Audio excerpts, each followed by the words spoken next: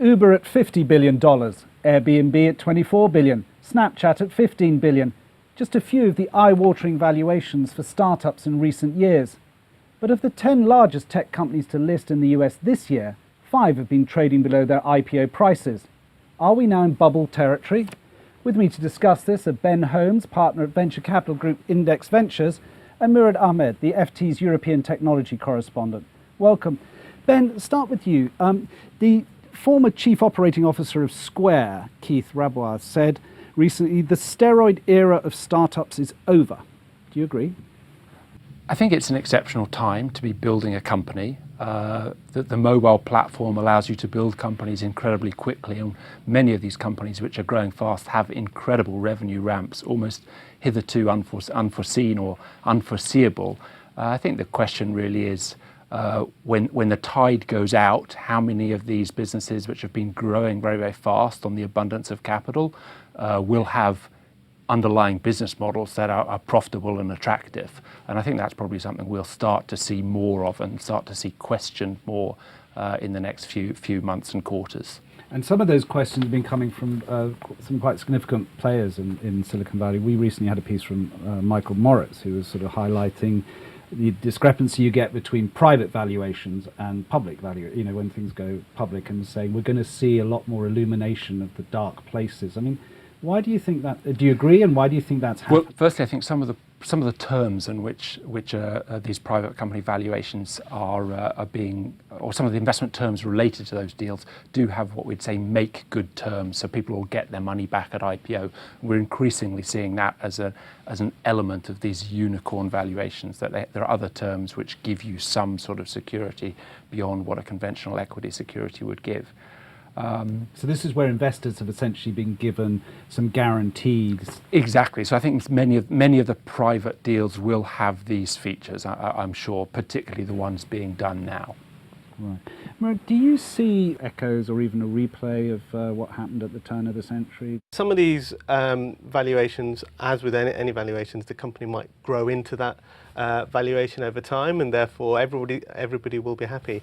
But the worry is that you're going to see at various levels at these unicorn figures, these companies that are worth $1 billion or more in the private markets, that those valuations go down, and that'll actually, because of the terms that Ben is talking about, that'll actually not impact the investors that come in at a later stage, who get these preferential terms, and they know that they're going to get a certain return. It'll impact the entrepreneurs themselves and the early employees, the people who should really be getting the huge benefit from building these great companies.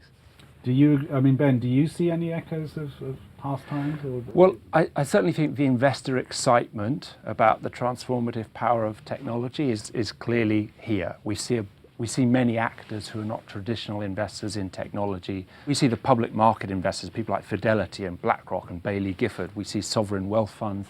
We see buyout funds. They all want to invest in high growth private tech companies, and they're not getting returns elsewhere, so there's a lot of money piling in. I think that creates an amazing opportunity for entrepreneurs, and entrepreneurs, they have to play this game. They have to go out there, raise as much money as they can, and spend it to grow into as many territories as they can, to acquire as many users as they can, because if they don't do that, then other competing startups will go out there, raise that money and burn it to grow market share. Do you see any more big unicorns now going public? I mean, there's been speculation about some of them. Yeah, I think there will be a few more. I think that the pace of, it hasn't been all that quick. People talk a lot about IPOs. There have actually not been all that many tech IPOs now, particularly if you compare it to what happened in 99, 2000.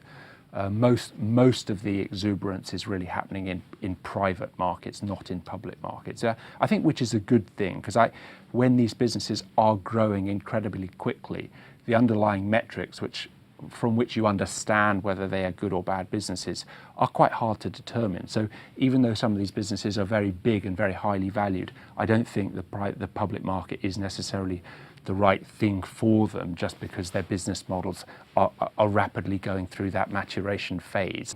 Murad, I just want to pick up, we talked principally here about what's going on in the US. Tell us about Europe. There are similar trends across Europe.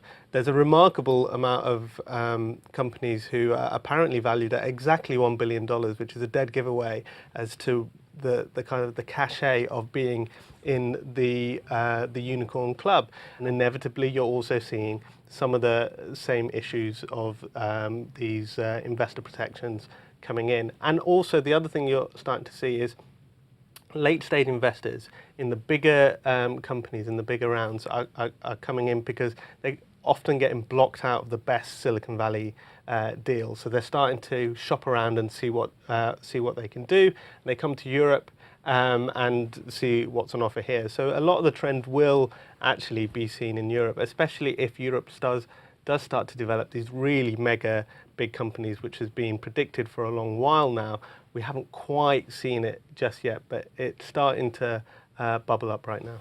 Thank you very much, Murad. Thank you, Ben Thank you very Holmes. much. And thank you for watching. To read more on this subject and others covered by our analysis team, please go to ft.com/analysis. Until the next time, goodbye.